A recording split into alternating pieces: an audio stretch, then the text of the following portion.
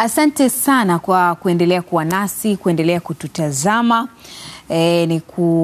Nikwambie tu kuwa hii ni Alasiri Lounge, na kama tulivyokuahidi kwamba tukirejea tutakuja kuzungumza zaidi kuhusiana na zao la mwani. Zao ambalo hata Daktari Hussein Ali Mwinyi alipofanya ziara yake kule nchini Uingereza juma lililopita, alipata kulizungumzia miongoni mwa fursa ambazo Tanzania inahamasisha mataifa ya nje waje kuwekeza kwayo hapa nchini. Tumebahatika kutembelewa na mkulima, lakini pia ni mfanyabiashara wa zao hili la mwani, Zuena Kitumba. Zuena, karibu sana. Asante. Moja kwa moja unaweza kuanza kutuambia ni lini umeanza kujishughulisha rasmi na zao la mwani kwa ujumla? Mpaka sasa tangu nimeanza kujishughulisha na zao la mwani ni miezi 8. Okay. Nilikuwa na biashara zangu zingine, lakini baada ya kuona kwenye mwani kuna fursa, kwa nikaona hii fursa na mimi niingie ili niweze kuifanya na mimi kama wanavyofanya watu wengine. Sasa Zuena, kilimo hiki cha zao hili la mwani kinafanyikaje? Kilimo hichi ni kilimo kinachofanyika baharini. Kwanza kabisa ndio. Kwanza kabisa unakuwa una vifaa ambavyo unatakiwa viandae kwa ajili ya kilimo cha mwani. Ndio. Vifaa vyenyewe unatakiwa uwe na kamba. Kamba ziko aina mbili, kuna kamba nene na kamba nyembamba. Ambazo hii kamba nene ni kwa ajili ya kufunga kwenye hivi vigingi ambavyo unavyoviweka. Lakini hii kamba nyembamba ni kamba ambayo unapanda mwani. Tunajua unalima mwani, Zuena, lakini kadri unavyozidi kuongea sauti yako inashuka. Sisi tunatamani kufahamu zaidi. Kama wewe ulivyoona hiyo fursa, na sisi pengine tutaiona sana. Na Mheshimiwa Rais kashaitangazia dunia. Tunaona kamba pale, tukiwa tunaziona unaweza kutuelezea vizuri sana. Hizi ni nyembamba, ni nene? Hizi ni kamba nyembamba. Tuelezee zaidi sasa. Kama huyo mama hapo kakaa anafanya nini?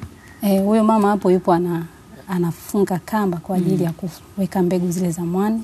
Okay. Ili kuweza kuzipanga katika, maana mwani kama mwani unaulima mita 1, yani kutoka kigingi mpaka kigingi ni mita 1. Mbegu zake zinakuaje? Hazichukuliwi na maji kweli? Hapana, mbegu zake ni mwani huo na unazifunga kwenye kamba, lakini pia unaweka maboya. Okay. Yani unafunga mwani alafu unaweka boya. Yani katika ile kamba unapima inchi 6. Mfano wake kama hivi.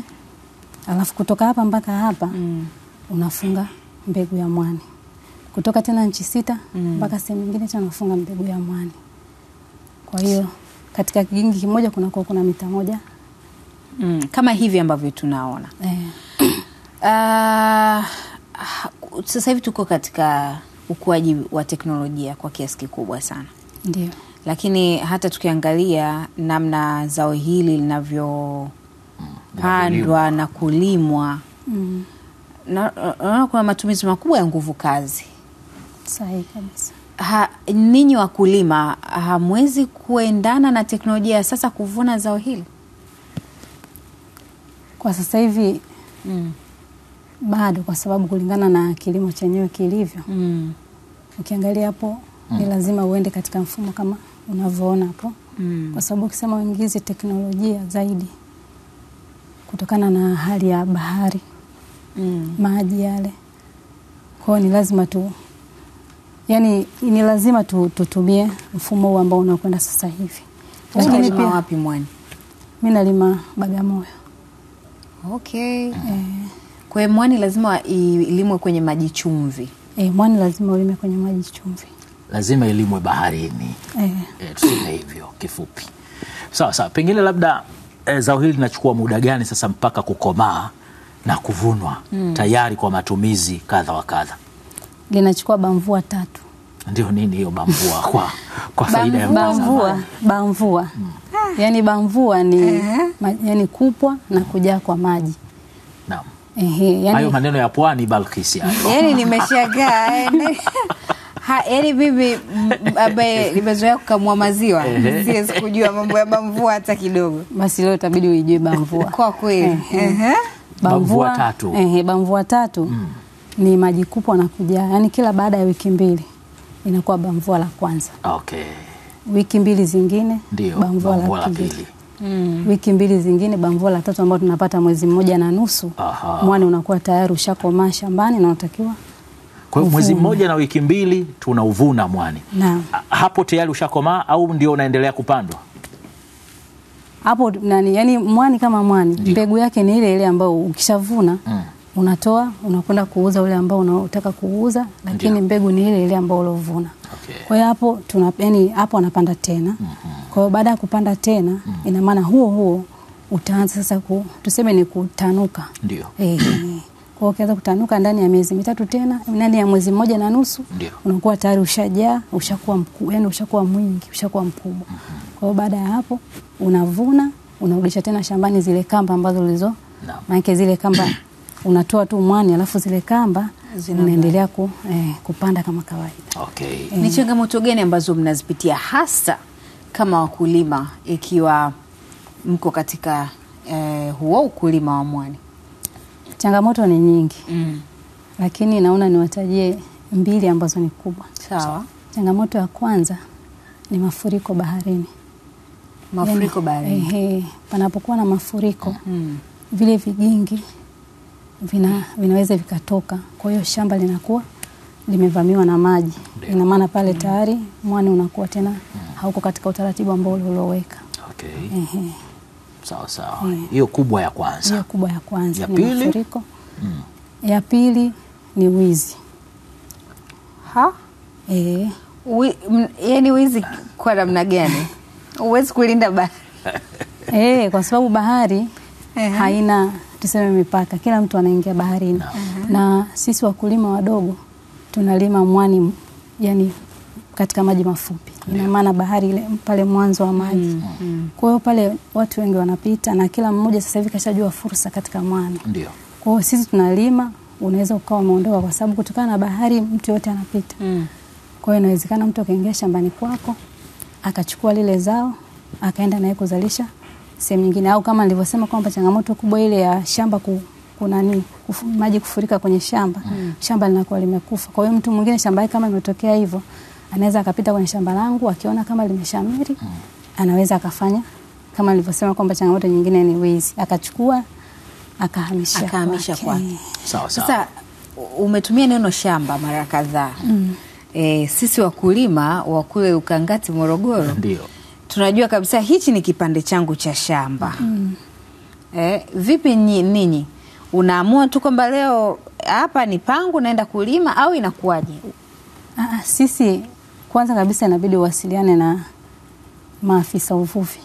Wakupe eneo kwa ajili ya unapotaka kulima mwani. Kwa utakapopewa eneo ina maana lile ni eneo lako la mwani. Lakini pale ulipopewa kuna na mwingine tena akapewa sehemu nyingine, yani jirani yako. Yani mnakuwa mko hivyo.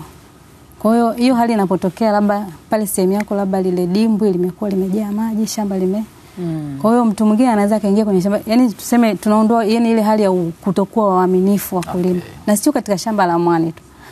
Hata tukiangalia katika mashamba mengine. Wizi unatokea hata kwenye mihogo, hata kwenye viazi. Kwa hiyo kitu ni mtu ambaye yani kutokana na si muaminifu.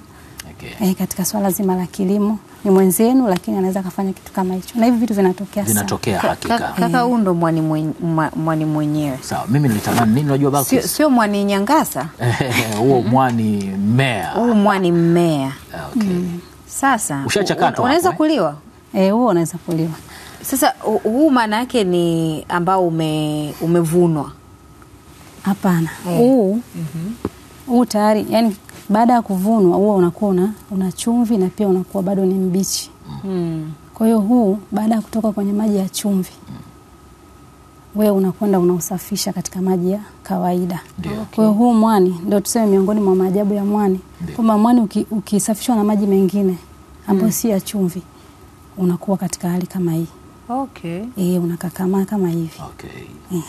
Kwa hiyo ukibaki kwenye maji ya chumvi ndio unakuwa vile unateleza. Unateleza kama vile unavyoona pale. Na hata ukikauka vile lazima unakuwa ni mlaini kwa sababu uko katika asili yake. Lakini huu sasa tumeshautoa katika asili. Yaani uchakataji kwa mara ya kwanza lazima utoe katika asili yake, usafishe katika maji ya kawaida. Hapo sasa tumetoka kwenye eneo lako la kwanza la ukulima, tunaenda kwenye uchakataji. Kwamba ulifanya zao hili kuwa biashara. Sasa hapo ulipo unaweza ukatumika kwenye matumizi gani? Hapa ulipo unatumika katika matumizi mengi tu. Hapa unaweza ukausaga ukapata unga. Unga ambao utatumika. Bahati nzuri ninao pale. Unga ambao unaweza ukatumia kama chakula. Kwa maana ukasonga ugali, ukakoroga uji au? Hapana. Yaani kama chakula kivipi? Yaani kwamba unga wa mwani unaweza kupata, kuna bidhaa moja pale umeiona ile ambayo iko kwenye chupa cha kama jeli. Unaweza ukatengeneza kama vile. Lakini pia huu unga wa mwani unaweza ukachanganya na unga wa ngano. Ukapika biskuti ama ukapika keki. Kwa maana yani tunamaanisha kwa sababu mwani ni tiba. Tena tiba kubwa tu ya maradhi ambayo yasiyoambukizwa. Yaani maradhi yote ambayo yasiyoambukizwa. Mwani unatibu. Na hii ni sabuni ambayo imetengenezwa kwa zao hili la mwani. Ni baada ya kupata unga? Baada hii hapa. Hii unaroweka ndani ya masaa 4 au 8. Baada ya kuroweka unakuja unaingia katika process ya sabuni. Unaanza kutengeneza sabuni kama kawaida ambayo taratibu za kiwandani. Lakini unakuja unachuja ile rojo ambayo umeroweka. Baada ya kuchuja unakuja unachanganya hapo. Unapata kwamba sabuni ya tiba. Kwa hiyo sabuni inaweza kutumia kwa matumizi yote, naogea. Unaogea, unanawia. Na hasa katika ngozi kwa sababu mwani kama mwani unafanya ngozi yani kwanza unaondoa ngozi iliyokufa. Kupitia sasa vipodozi. Sababu ngoja nianzie hapa. Ndio. Funguka ndio tuelewe kuhusu mwani tunapata bidhaa zipi? Tuambie. Yaani kutokana na mwani kwanza unaweza kuliwa. Hivi unaweza ukala. Nipe tu niendelee. Na mimi pia mate animwaika huko. Sana. Mponda. Ndio. Na mimi pia nisiwape nyemla, ngoja na mimi. Sasa utashindwa kuzungumza ukila, utashindwa kuzungumza. Naonja kwanza ili nisiwape mashaka. Sawa. Umefanya vizuri sana. Ili nisiwape wasiwasi. Muone kwamba ni kitu cha kawaida ambacho unaweza ukala wakati wote na kabisa. Yaani mwani kama mwani. Ndio. Katika mwani tunapata vitu vitatu. Sawa. Kwanza kuna aina kuu mbili za mwani. Kuna cottony na spinosam. Sawa. Cottony ni mwani mwembamba, spinosam ni mwani mnene. Katika huu mwani tunapata chakula, tunapata vipodozi, na tunapata mbolea. Mbolea tena? Mbolea kabisa. Yaani huu mwani ukiuweka kwenye maji kama nilivyosema kwamba ukiuweka masaa 4 mpaka 8 ndio unakuwa unarudi katika asili yake. Naam. Yaani kama unavyoona hapo ni unakuwa yale maji kwa sababu una tabia ya kunyonya maji.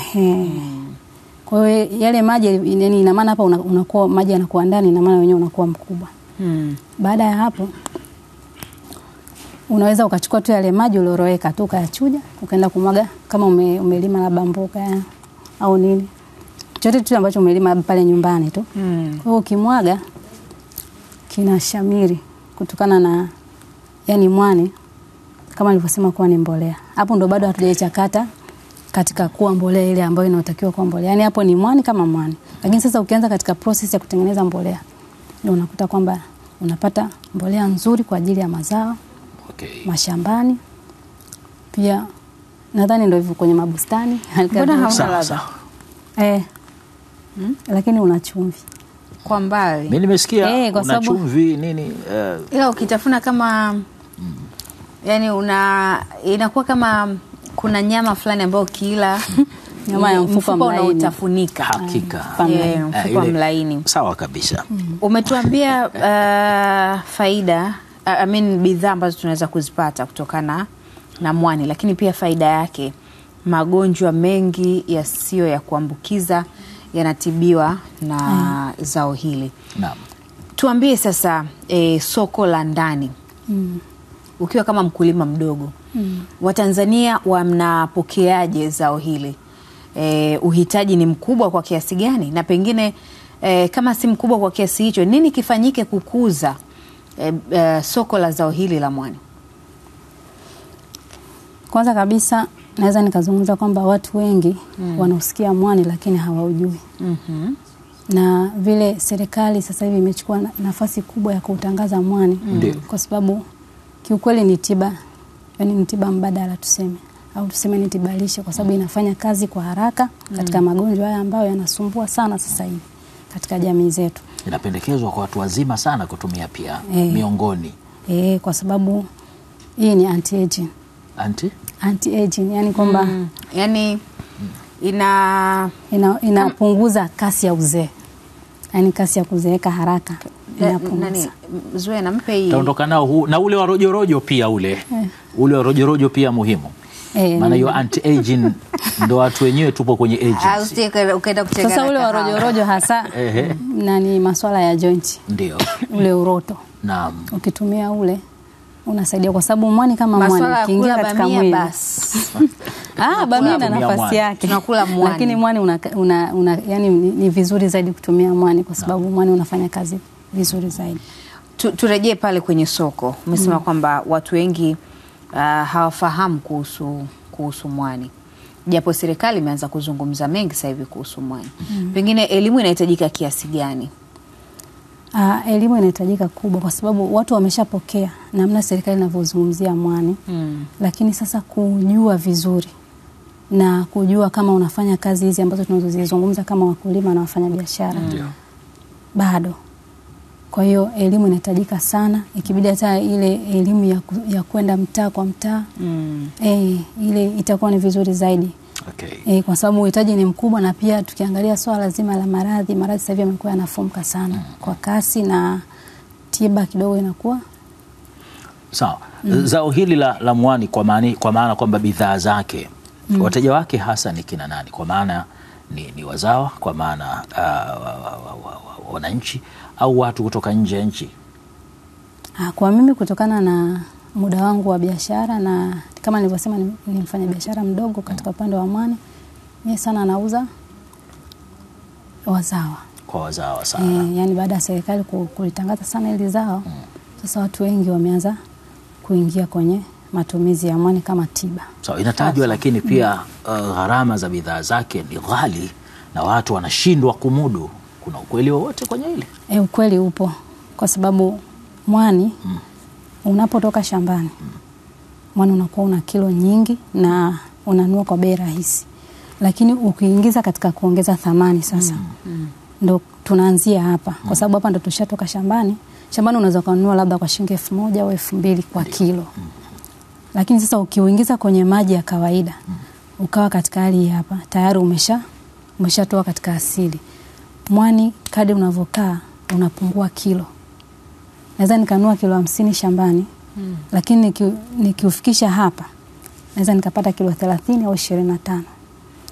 Kwa hiyo ndio kitu ambacho kinapelekea hata zile bidhaa kuwa na gharama kubwa kwa sababu kinachopatikana, manake bidhaa mara nyingi zinategemea unga. Kwa hiyo ule unga sasa mpaka nifikie kuusaga ile kilo 30 ilobaki na nikisaga tena unga nakuta kwamba naweza nikapata kilo 25 au 20 katika kilo 50 zile. Yaani mwani kama ufuta. Unavozidi kuendelea. Kadri unavokaa ndo unazidi. Kadri unavozidi kukaa. Kwa hiyo hii hapa ndo sababu hasa inapelekea bidhaa kuwa ghali kutokana na mwani wenyewe jinsi ulivyokuwa. Sawa. Kwa kweli tumezungumza mengi sana Zuena, lakini kwa kumalizia, serikali inazungumza sana kuhusu zao la mwani. Na umetutajia hapa manufaa yake makubwa, bidhaa ambazo pia zinapatikana kutoka kwenye zao hili. Lakini unadhani ni kwa namna gani serikali inatakiwa kuwekeza kwenu wakulima wadogo na wafanyabiashara wadogo wa zao la mwani ili kuweza kuwainua zaidi?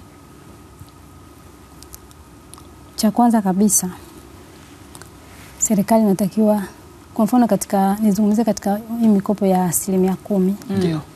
Inazungumziwa sana ni ya wajasiriamali na vijana. Lakini katika upande sasa wanataka tuwe katika makundi ya kuanzia watu 5, labda 10 mpaka 15. Sasa shida inakuja hapa kwenye upande wa haya makundi.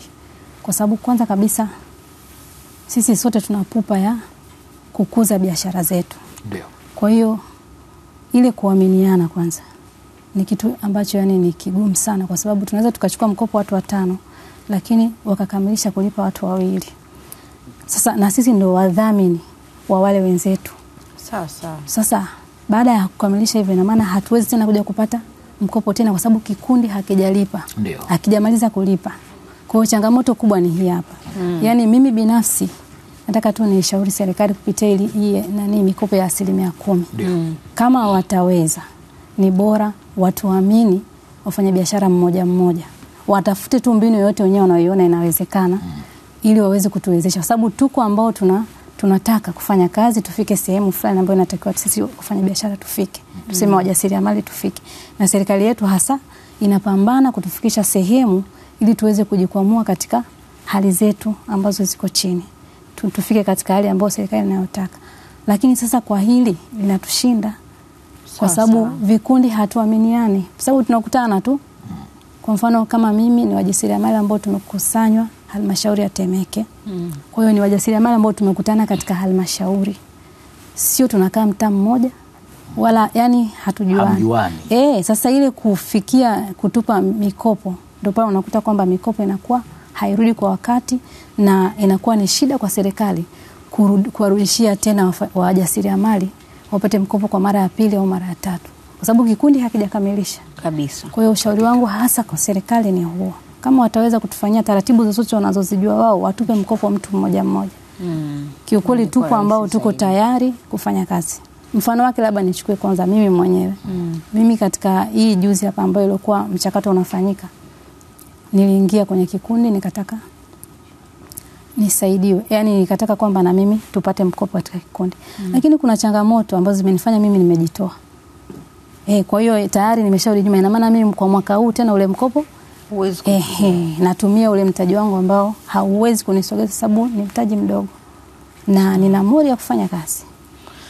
Kwa hiyo kwa kweli changamoto ni kubwa, lakini bila shaka serikali itakuwa inaliangazia hivyo kama vile ambavyo serikali inaangazia ukubwa wa fursa ambazo zinaweza kupatikana kutokana na zao hili la mwani. Kama hujawahi kuonja hili zao, ni kuhakikishie linatafunika vizuri sana. Kabisa. Yaani nimeonja kipande lakini naendelea kumeza mate. Kabisa. Na mpaka hapa hivi vijani viwili nilivyovishika, magonjwa yasiyo ya kuambukiza na mimi yatakuwa mbali na. Tushachana. Na hivi nina sabuni ya kuogea na nina mafuta ya kupaka. Ya mwani. Vizuri sana. Ila huyo usahau kumpa ile ya magoti. Ana tatizo la magoti. Sio tatizo, tunaanza kumsaidia. Anti-aging ile nipate hiyo sabuni, ngozi nirudishe ile ambayo imekufa safi kabisa. Zuena, tunakushukuru sana. Salamu kwa wingi kwa wakulima wa zao la mwani Bagamoyo. Na imekuwa ni vizuri tumefahamu kuwa mwani sio lazima tuende visiwani Zanzibar kule, hata huku bara pia mwani unalimwa, na hiyo ni kwa ajili ya kuongeza chachu zaidi na ukuaji wa zao hili la mwani. Hakika, na kukua kwa zao la mwani ndio pia kutendea kazi kwa vitendo katika kufanikisha uchumi wa buluu kabisa na kuwakuza wafanyabiashara wa zao hili. Anaitwa Zuena Kitumba, ni mkulima na mfanyabiashara wa zao la mwani. Tumeangazia mengi zaidi zikiwemo changamoto ambazo wafanyabiashara hawa na wakulima hawa zao la mwani wanakumbana nazo. Umeshusha pumzi? Sisi tunakukaribisha tena. Labda kwa kuongezea kidogo hapo. Zao la mwani sio Bagamoyo peke yake kwa upande wa bara. Pia Kigamboni na Tanga pia Nalimwa zao la mwani.